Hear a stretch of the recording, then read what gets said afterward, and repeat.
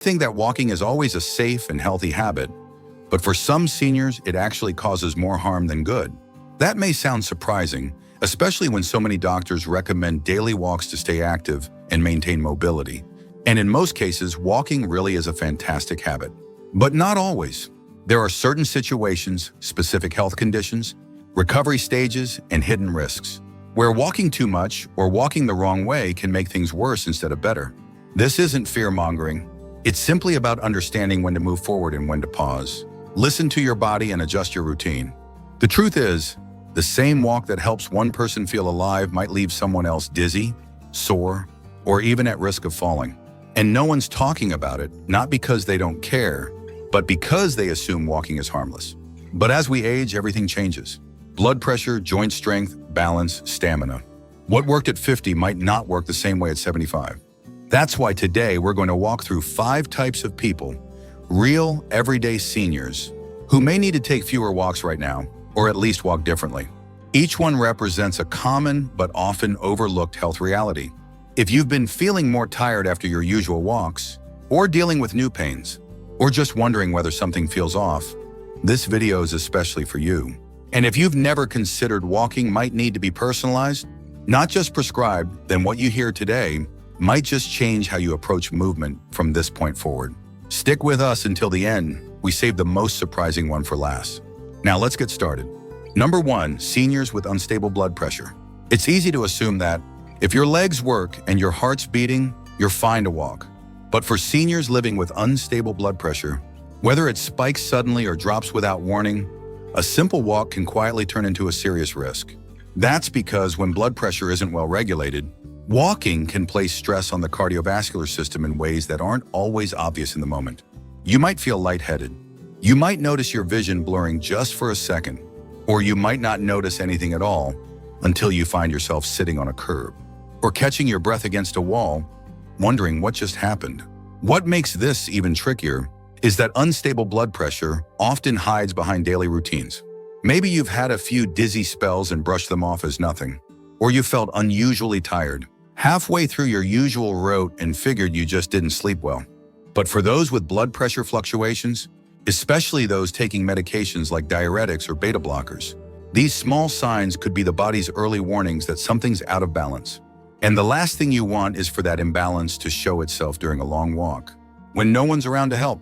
Let me tell you about Harold, a 79-year-old retiree who took the same walk every morning for 15 years.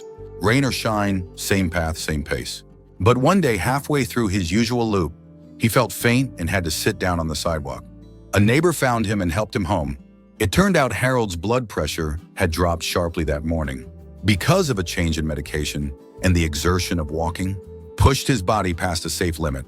From that point on, he began checking his blood pressure before his walks, adjusted his routes based on how he felt, and even added seated exercises on days when he wasn't stable. The goal isn't to stop moving. The goal is to move with awareness, to understand that your body isn't working against you, it's trying to protect you. If you've noticed your heart racing faster than usual, or your steps feeling less steady, it's worth having a conversation with your doctor. They may suggest walking indoors, choosing flatter terrain, or even walking with a friend. These adjustments don't mean you're getting weaker. They mean you're getting wiser. Number 2, seniors with advanced joint degeneration. Not all pain is a sign to stop, but some pain is a very clear message that your body needs something different. For seniors living with advanced joint degeneration, particularly in the knees, hips, or lower back, walking long distances or on hard surfaces can do more damage than good. It's a bit like driving a car with worn-out tires over rough roads every day. You might keep going, but over time, you're grinding away at the very parts that are trying to keep you upright. Joint cartilage doesn't regenerate easily, and when it wears thin, every step becomes a conversation between bone and nerve endings. You might think, well, movement is better than stiffness, and that's true. But not all movement is created equal. If your joints are already inflamed, if there's bone-on-bone contact, or if the cushioning around your knees has eroded, a 30-minute walk could inflame the area even further, leading to swelling, stiffness, or even falls. And sadly, too many people think this is just part of aging. They believe they have to power through the discomfort, or worse, they feel guilty for needing a break. But the reality is, when your joints are compromised, your body isn't asking you to stop. It's asking you to shift. Let me share the story of Martha, an 82-year-old widow who used to walk 3 miles every afternoon around her neighborhood. She prided herself on staying active, and folks admired her consistency. But behind closed doors, Martha was icing her knees every evening and waking up stiff every morning. She assumed that pushing through was the brave thing to do until her doctor showed her x-rays, revealing severe osteoarthritis in both knees. From that day on, she switched to shorter walks on cushioned indoor tracks, added water aerobics to her routine, and wore joint-supportive shoes that changed everything. Within weeks, her pain decreased. Within months, she was sleeping better and smiling more. She didn't stop moving, she just started moving smarter. It's important to understand that arthritis and joint wear aren't signs that you're broken. They're signs that your body has carried you a long way and now needs a little more care. If walking leaves you aching for hours afterward, or if you feel grinding, locking, or burning sensations in your joints, that's your body waving a flag, and it's okay to respond. There are so many low-impact alternatives: cycling, swimming, chair yoga, stretching, that keep your joints happy without wearing them down. Walking should bring life to your steps, not take life out of them. If that's not your experience right now, there's no shame in making a change. Longevity isn't just about moving forward. It's about knowing when to ease up, when to listen in, and when to walk a little differently than you used to. If you're still watching this video and finding these insights valuable, please comment number 2 below to let me know you're here. And if you haven't subscribed yet, I recommend you subscribe and turn on the bell so you don't miss any videos. Your support helps us continue creating good content to inform and inspire you. Now let's move forward. Number 3, seniors recovering from recent surgery. There's a kind of impatience that comes after surgery, not out of recklessness, but out of hope. You want to return to normal. You want to get back to your routine, to your independence, to your strength. And for many seniors, that means going back to walking.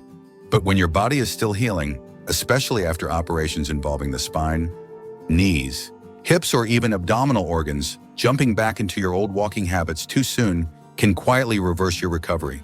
What feels like a slow stroll to your mind might feel like a hammer to your healing tissues. Post-surgical recovery is not just about scars closing. It's about ligaments, muscles, and nerves relearning their function.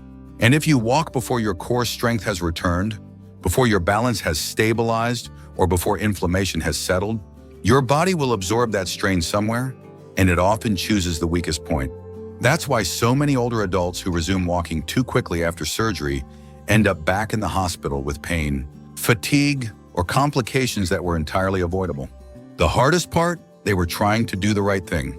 They thought movement meant progress, but in truth, they needed rest, guidance, and gradual re-entry. Let me introduce you to Frank, a 74-year-old who underwent lower back surgery after years of discomfort. His surgeon told him to take it easy for a few weeks, but Frank, being the stubborn and well-meaning man he was, didn't want to lose the walking habit he'd built. So he started walking short distances within days of coming home.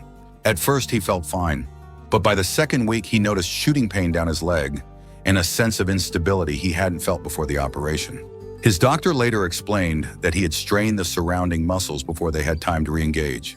What Frank thought was a noble return to form ended up delaying his full recovery by months. The body after surgery is like a house after a storm. You don't move furniture back in before checking the foundation. You take your time. You go room by room.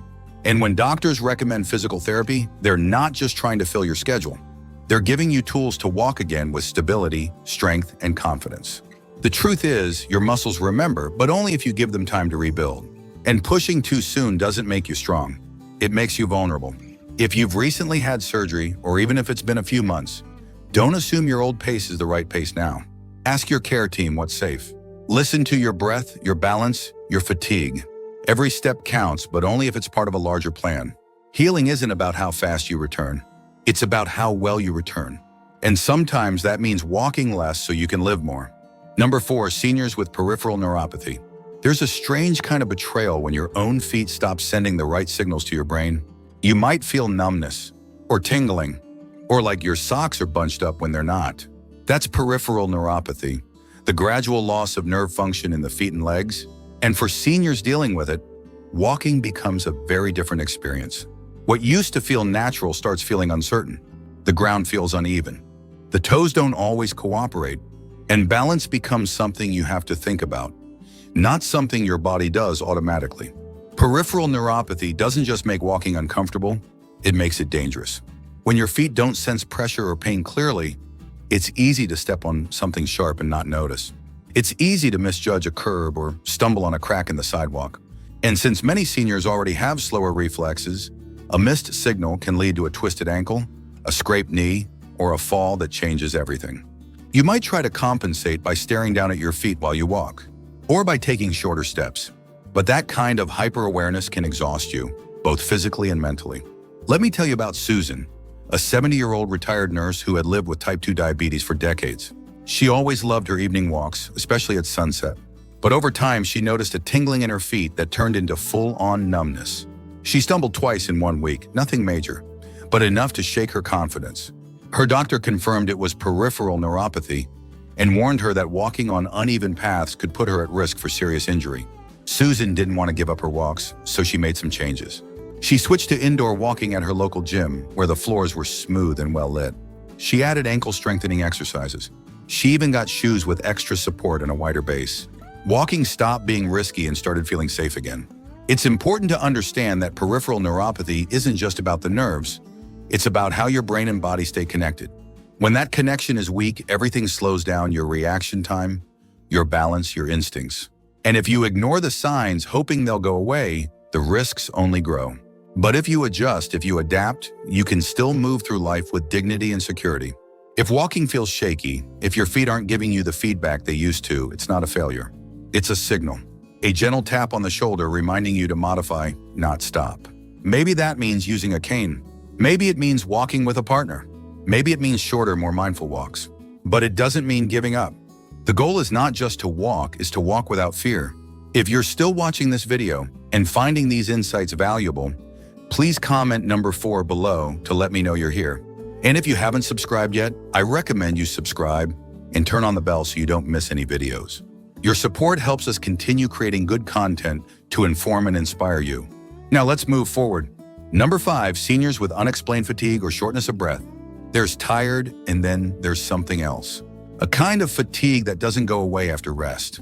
A shortness of breath that shows up too early, even during light activity. If you're a senior who's been feeling unusually winded during short walks, or if you've noticed a kind of deep exhaustion that lingers well beyond your steps, it might be time to pause and take a closer look. This isn't just about being out of shape. It could be your heart, or your lungs, or both quietly signaling that something's not right beneath the surface. Too many older adults push past these symptoms, chalking them up to age, weight, or just having a bad day. But when breath becomes shallow, when your chest feels tight, or when your pulse races after a simple stroll, your body isn't being dramatic, it's asking for help. Unexplained fatigue or breathlessness during walking can be early signs of heart failure, atrial fibrillation, chronic obstructive pulmonary disease, or even silent anemia. And the trouble is, these symptoms don't always show up at the doctor's office. They appear when you're out in the real world, doing things like walking to the mailbox or around the grocery store. Let's talk about George, an 81-year-old man who always considered himself active. For years, he walked the perimeter of his local park every morning. But slowly, he began needing to stop halfway. Then he needed to sit down. Then he stopped going altogether. At first, he thought he just needed to push through. But after a routine checkup and a few follow-up tests, his doctor discovered he had undiagnosed heart valve disease. It wasn't severe yet, but it would have been had George not paid attention to those early signs. With treatment, dietary adjustments, and a modified walking plan, he not only regained his stamina, he regained his confidence. What your body tells you during a walk is worth listening to. If your chest feels tight, if your breath shortens quickly, if your legs feel like lead, don't ignore it. These aren't signs of laziness. They're signs of something deeper. And pretending they're not there won't make them go away. But asking your doctor about them just might catch a problem early, before it grows into something larger. It's okay to slow down. It's okay to rest. And it's more than okay to say, something doesn't feel right. Because the sooner you speak up, the sooner you get to walk with peace of mind again. Not in fear, not in confusion, but with trust in your body and the support it needs. Final thoughts. Walking is one of the most natural things we do. It's how we explore the world, stay active, clear our minds. For many seniors, it's a lifeline, a way to stay connected to their community, to their routine, and to a sense of independence. But just because walking is simple doesn't mean it's always safe. And just because it's usually helpful doesn't mean it's right for everyone all the time. What we've shared today isn't meant to scare you away from movement.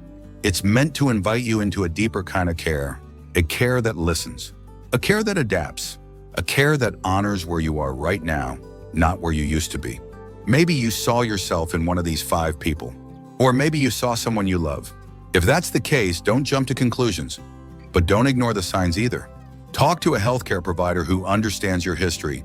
Take the time to explore safer ways to stay active, ones that protect your joints, support your heart, and respect your healing. Movement is important, but thoughtful movement, that's how we live longer, stronger, and with fewer setbacks. And remember, adjusting your walking habits isn't giving up. It's growing up. It's wisdom in action. It's what happens when we stop comparing ourselves to our past and start paying attention to what our present is trying to say. Whether you're recovering from surgery, managing a chronic condition, or just feeling off lately, know this: there's no shame in stepping back, reassessing, and walking a new path. Sometimes fewer steps mean more life. Thank you for joining us today. We'd love to hear from you. Leave a comment below and share one thing you learned today and how you plan to use it in your life. Your thoughts are important to us, so don't hesitate to share them. Reading your comments gives us great motivation and encouragement. If you enjoyed this video and found it helpful, please like, subscribe, and share. Your support helps us continue creating good content to inform and inspire you. Thanks for watching, and we look forward to seeing you in the next video.